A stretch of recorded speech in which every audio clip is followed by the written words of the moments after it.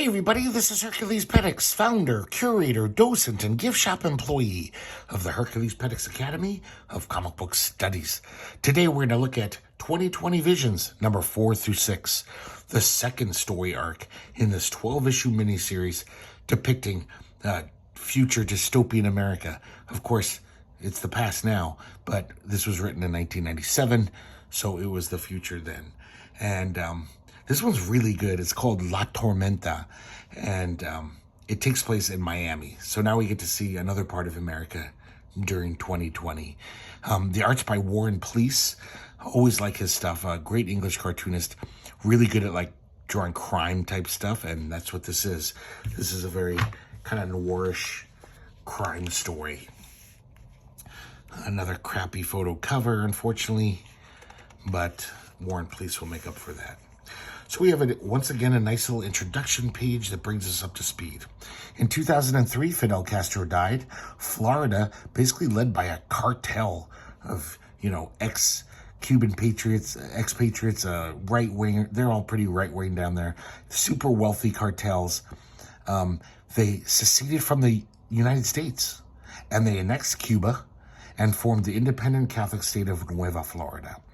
In 2020, Nueva Florida is a little smaller because of global warming, which has raised the sea levels and swamp levels. But, like alligators are just running around in flooded barrios. And Nueva Florida is a near feudal society. The cartels pretty much run everything under this veneer of respectability of Catholic morality, even though it's not. In fact, they're known throughout the country for supplying basically all the black market shit. Interactive pornography, exotic animals, pirated technology, recreational pharmaceuticals. Basically, they're the vice lords of the United States. But same thing with babies. I guess because that I mentioned in the last story arc that in the early 2000s there was this ultra crazy feminist presidency. I guess they were releasing estrogen into the atmosphere to basically hobble men, I guess, make them less aggressive. And due to that, there's a lot of male infertility. So babies are very scarce. One of Nueva Florida's main industries or whatever, exports is babies, black market babies. And you can make a lot of money. And let's see what this Nueva Florida looks like as drawn by Warren Pleece. Oh man, I really like Warren Pleece's art, especially for crime stuff. So we start off in Claude's basically virtual sex parlor. In this future, people go into these almost like a deprivation tank, and they hook up online with partners somewhere else, just like today. You can play video games with someone in Japan. So we meet our main character, Jack Atlanta here, who's born a woman, but she's identifies as a man. She even has a mustache, even though she's has a hot body, and she sometimes dresses in a bra and a suit. So she's very I don't know. It's hard to pin down exactly her sexuality, but she's a great character. Right off the bat, we find out she does have a weakness, though. She's addicted to this virtual pornography. She, in fact, has a regular hookup who she calls Mi Raton Bonita. And it sounds pretty kinky, like she's a priest and kind of, seducing this Raton Bonita who's very submissive, kind of B&D type stuff going on. Claude comes in, the owner, and he tells the programmer, cut her off. She's way too much in the hole. She owes us a lot of money. I like this little sign. Beware crocodiles or alligators. So Jack comes out pretty pissed off. He's like, come on, I'm good for it. You can't just cut me off. And he says, listen, you're private dick. Okay, I got a job for you. You take this job, and it'll pay your debts, and you'll get more credit for your online fucking. They make a deal. So we see the flooded streets of Miami. They're taking a motorboat through it's almost like all canals now. Claude takes Jack to his place so she can look at, oh, I'm sorry, I forgot to tell you the case. So Claude's sister, Colette, is missing. She's 16 years old. She came to Miami 6 years ago from Haiti, and she's basically stays with him and cleans his house. She disappeared, and he really wants to find her. So now they're going to go to the house. She's going to look through her room, seek some clues. And guys, this is interesting. So even though these story arcs really don't have much to do with each other, they have little kind of Easter eggy type things. So Claude asks her about like, hey, don't you have any family that you love? And Jack says, my mother's dead. I haven't seen my dad since I was 3. Last I heard, the creep was still in New York, holed up in some rat hole full of fuck books. He'd be an old man now if he's still alive. So her dad is Wojciech from the last story arc. He even mentioned that his daughter lives down south at one point. So she starts sniffing around the bedroom. He tells her that she never left the house, had no boyfriends, had no friends. But she finds a sexy bustier in her room and says, what's this for? And we see a picture of her. And so something doesn't add up. Also, I forgot to mention, they walk by this one room, and we see video equipment set up, like a tripod and a camera. So the first place she decides to check out is the morgue. And she pays off the guy so she can snoop around by herself. She looks through all these bodies, and we find out about her past. The captions here are her, she's having a remembrance. So she came down to Miami 19 years ago from Georgia. She was bounced out of the FBI Academy for compromising bureau morality because she's into this kinky shit. But actually, that's not why. Basically, when she was in the FBI, there was an induction ritual gang rape, and the rubber split, and it left her pregnant. So they kick her out of the FBI because these guys raped her. The FBI agents raped her, and she got pregnant. Abortions were outlawed since '98, so she went up to Chicago to get one.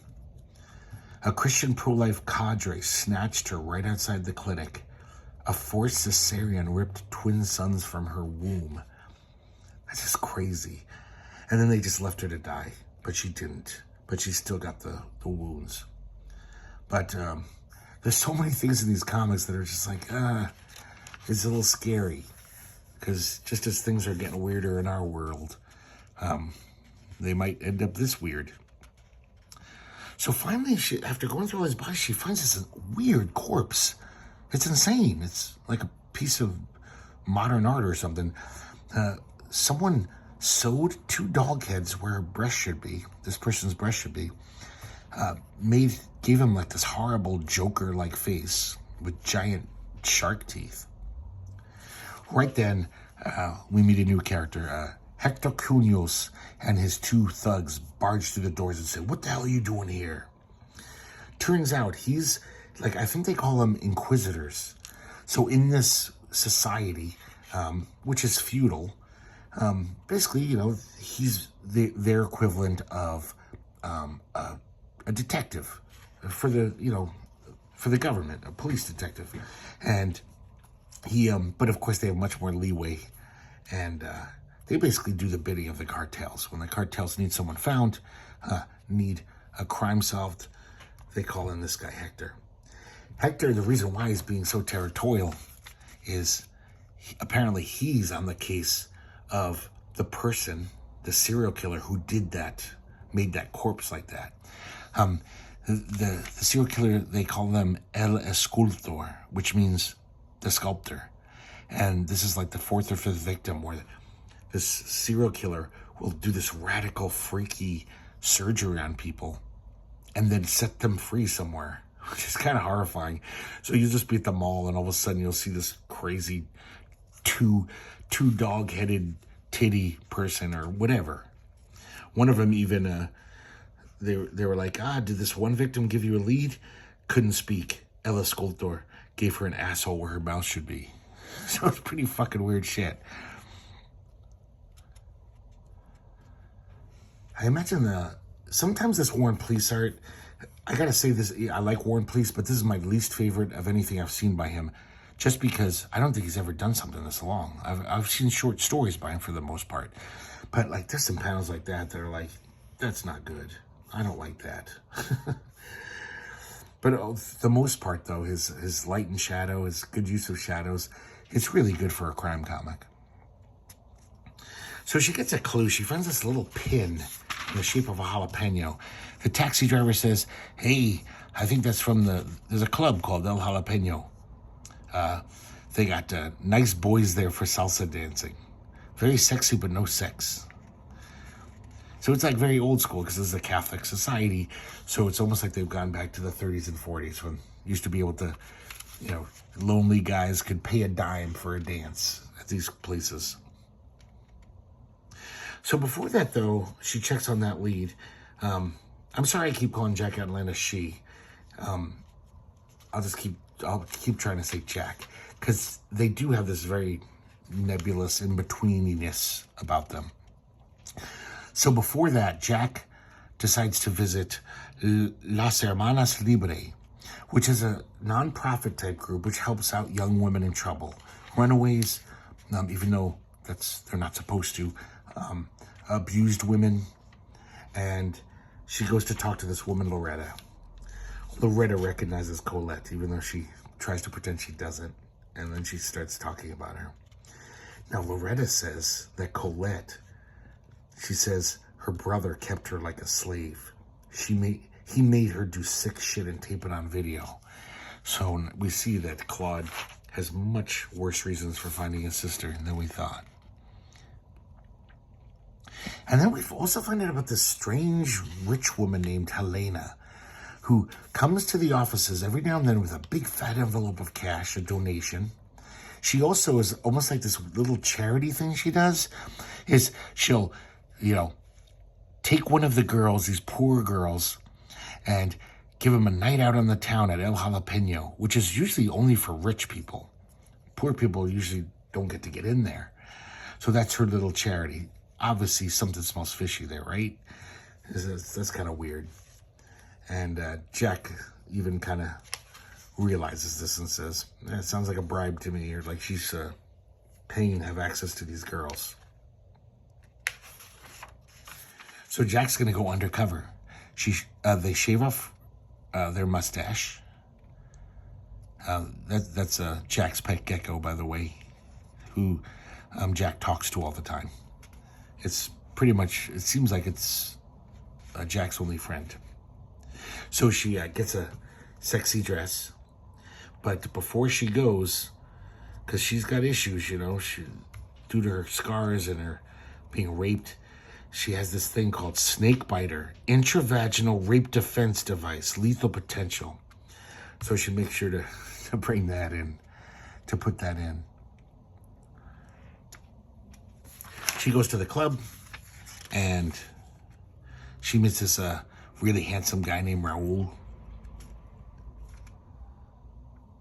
This mini riot breaks out in the club. Because, this is exactly what Jack wanted. Jack wanted to cause a scene, so she put a sexual disinhibitor in this woman's drink. And she just whips out her tits and just starts mauling all these handsome dancers, and all the other women get into it, and turns into a mini riot, giving Jack the chance to sneak up to the surveillance video room and see what she can find. She downloads all the stuff, and then she's caught. They pepper spray Jack and throw them out of the club. Hector shows up. Hector Cunos, and he says, get in the car.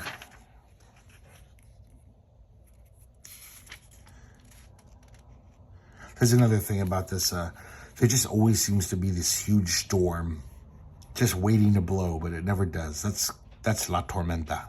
That's what they call this, the huge storm.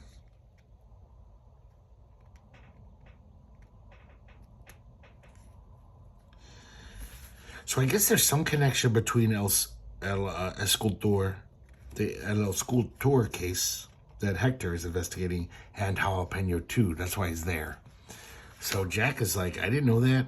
I'm just trying to find this 16-year-old girl. So he ditches her on the beach, and Jack's all alone. It looks like a storm's coming in too.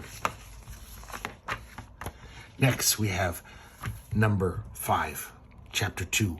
Oh, God, what a crappy cover. Introduction page, recap. We see Jack at home, relaxing.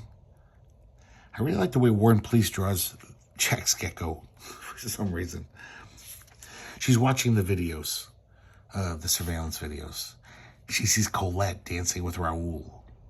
And it's not just like professional. It really, it seems like they're in love. In the video, Jack can even see Raul handing her a note. So Jack's like, looking bad for Raul. He's definitely part of this.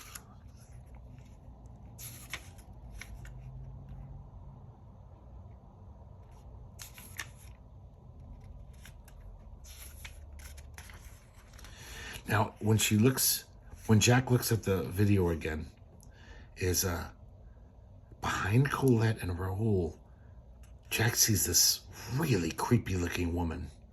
Almost like her face is like some kind of botched surgery happened to them.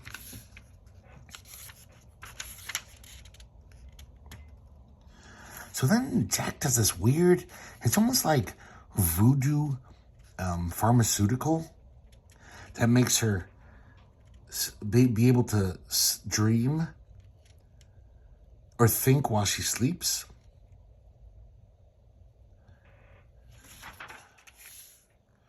So Jack has this crazy nightmare, obviously related to her trauma and the loss of her kids.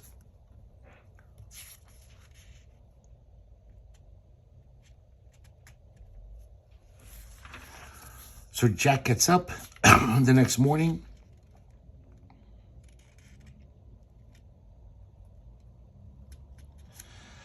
And Jack calls up Raul. Jack says, hey, I got a message to you from Colette. Someplace you want to meet me when you get out of work? She's lying, of course. Jack paints a mustache back on. Here's the outfit I was thinking of. It's like, so Jack definitely presents as a man, but then Jack's very feminine too. He totally goes around in this bra showing off their rack. So it's an interesting character and definitely an interesting sexuality. And we see on the news that El Escultor has another victim found running around a mall. And the heat is getting higher for Hector. He's getting desperate. He's really got to catch this guy.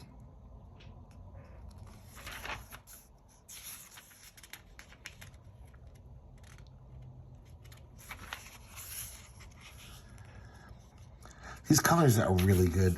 James Sinclair's responsible. Really kind of perfect for this kind of story. So Jack meets Raul in this diner.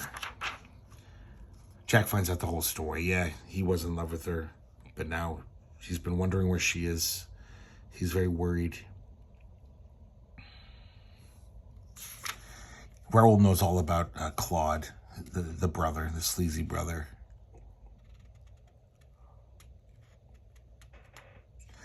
Now, apparently, Raul admits that part of his clandestine job is to kind of like lure women away from the club. And it's part of this baby ring. But he actually fell in love with Colette.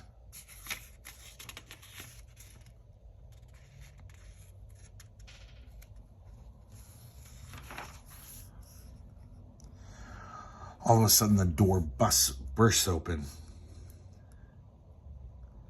And it's the cops. And they charge Raul. They charge him with the el escultor crimes.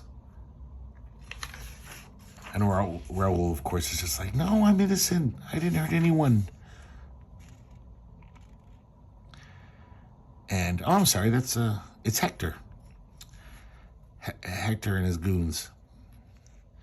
Jack tries to talk him down. He's like, you know this isn't the guy. You're desperate. And they basically say, get out of here. And they're going to torture him. In this future, that's how the inquisitors work. It's all about, it's like very medieval. They just torture people until they confess.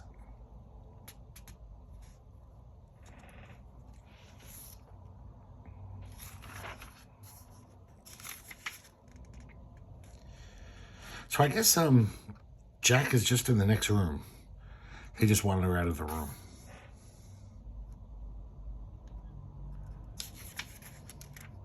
And he keeps mentioning this character called La Medica.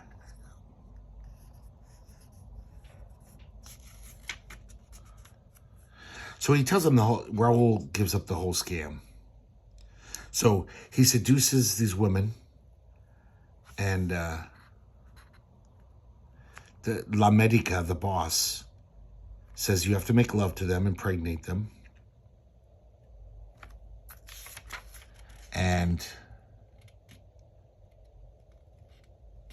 But in Colette's case, he fell in love. So he said, well, let's run away together. I don't want to, I want to be with you. I don't want you to have to give up our baby. So it's someplace out in the swamp. They have this baby factory.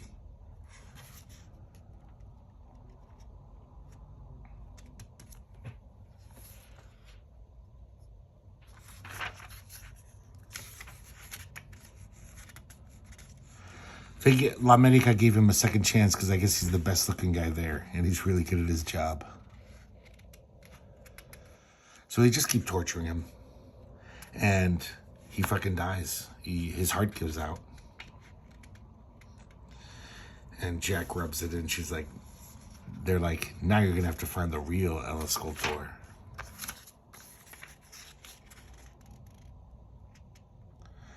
They throw Jack out. Once again, Jack is kicked out on their ass.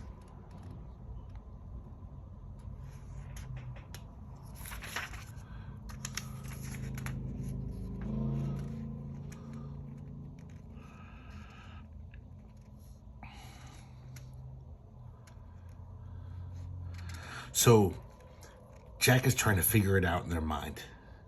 So this Helena person gives an entrance to El Jalapeno, where they're targeted by the attentions of guys like Raul. But who is La Medica?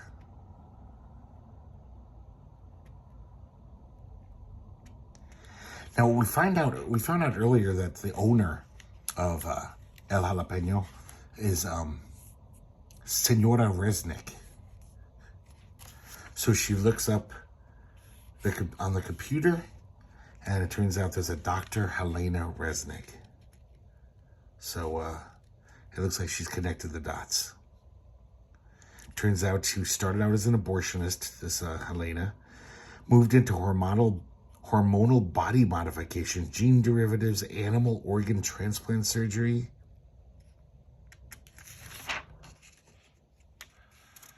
And she would do those crazy things like that cat lady from 20 years ago in the news. Give people like, oh, if you want a lion's tail, I can do that.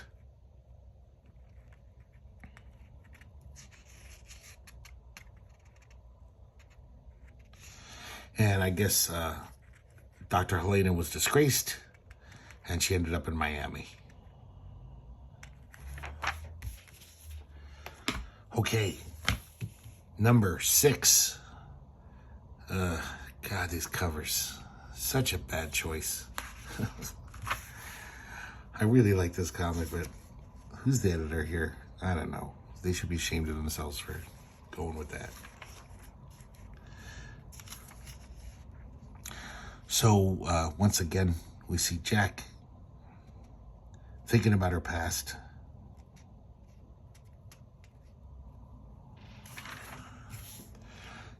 Pretty disgusted by this whole baby business. Because these women, once they're used up, I guess, they just throw them into the swamp to be eaten by alligators. It's a pretty venal, evil business.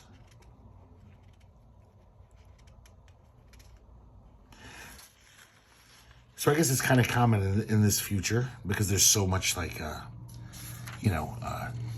genetic mutation and stuff, and people with plague disease, that people would rather, buy their baby almost from a catalog, and that's how a lot of people have babies now.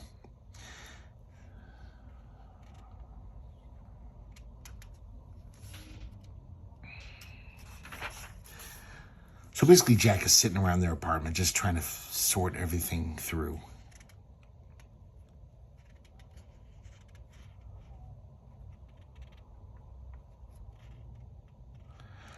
So Jack drives out to the swamp,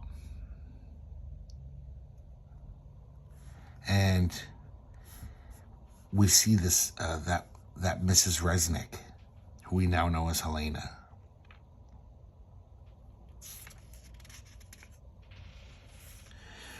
Jack is pretending to be someone who wants to buy a baby. The babies are in these like in vitro tanks because so they'll be disease free.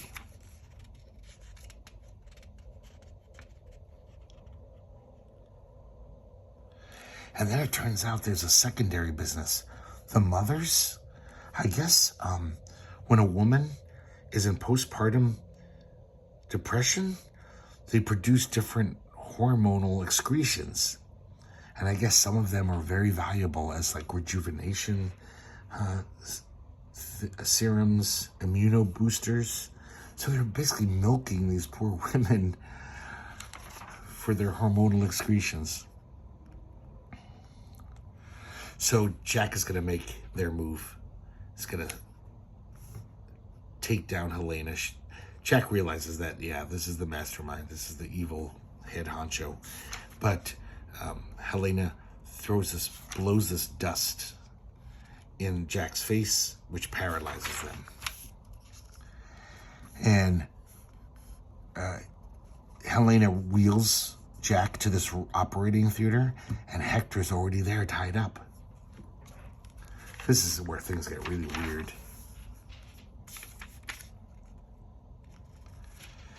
So Resnick, Dr. Helena Resnick totally reveals herself to be a psycho. She's going on about how, this is an art form, and I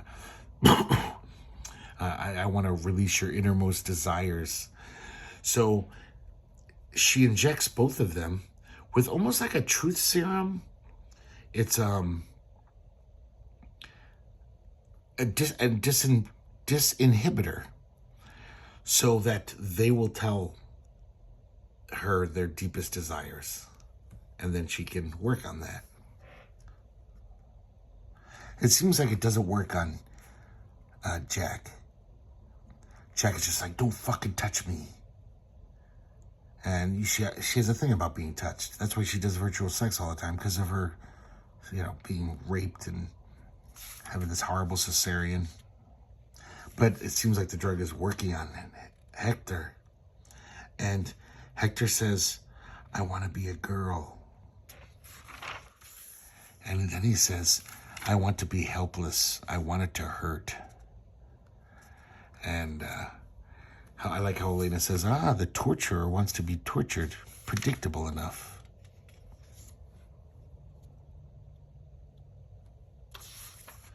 And Jack says, if you put a fucking dick on me, so help me God, I'll kill you.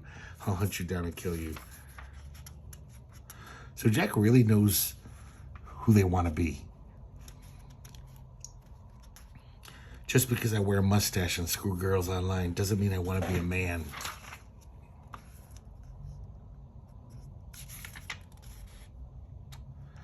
So Helena begins working on Hector, gives him some breasts, does some fancy, crazy shit. I can't explain genetic stuff.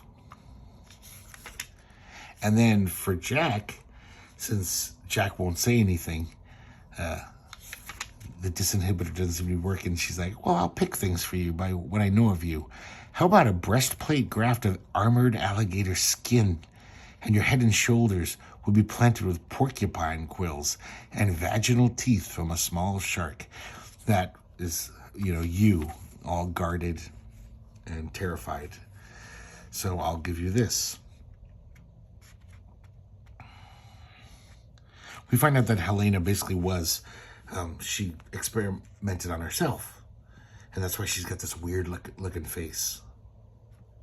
Before the techniques were made perfect, she had to be the pioneer to test them out. And she's kind of stuck with her shitty work. So Helena begins to work on Hector. And Hector starts making these kind of, small moans and whimpers of exquisite suffering. And Jack can't deny that they're getting turned on by it. Jack's pretty much a pervert. It reminds her of her precious raton bonita in the sex tank. Because they kind of have this S&M relationship where Jack is often taken delight in causing measured pain to raton bonita. So she finishes up with Hector, and he seems kind of pleased with it. And now she's going to turn her attentions to Jack. And the first thing she has to do is stick her finger inside her vagina to do the teeth implementation. And all of a sudden she pulls her finger back. It's bleeding, and she's like, what have you done, you bitch? And remember, she's got that snake biter inside of her vagina. And I guess it's got poison in it. So Helena dies writhing in pain from this pufferfish poison.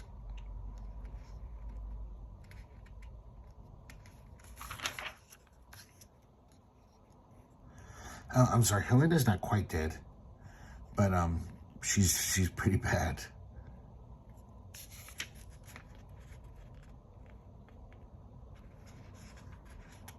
All this La Medica's, Helena's muscle is sleeping off some drug use.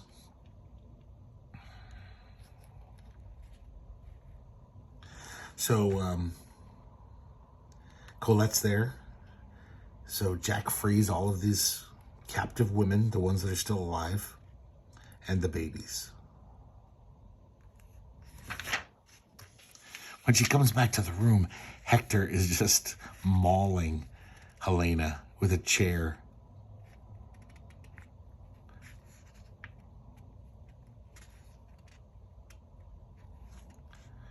So Jack gives Hector a ride. He's mortified. He's just like, I cannot be an inquisitor with titties.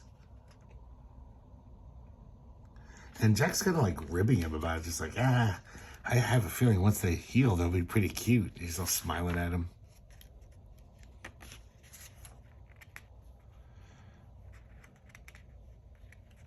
And she's heading off to the sex tank, Claude's place, now that she's solved the case. And she looks in the rearview mirror and tells Hector, she says, I thought maybe there was someplace similar you had to be, mi raton bonita. And so we find out that the whole time Hector was raton bonita. What a great story. So there you go, guys. 2020 Visions, number 4 through 6, La Tormenta story arc by Jamie Delano and Warren Pleece. Hope you guys like looking at that. I might have gotten a little too detailed into it, but I'm really loving this world that Jamie Delano has created. I can't wait for the next story arc. I haven't read it in 20 years. I totally forgot what it's about. I think it takes place in the New West. So I'm very excited to start reading that. But yeah, that's it for La Tormenta. I hope you guys enjoyed it, and I hope to see you next time here at the herculespetix Academy of Comic Book Studies.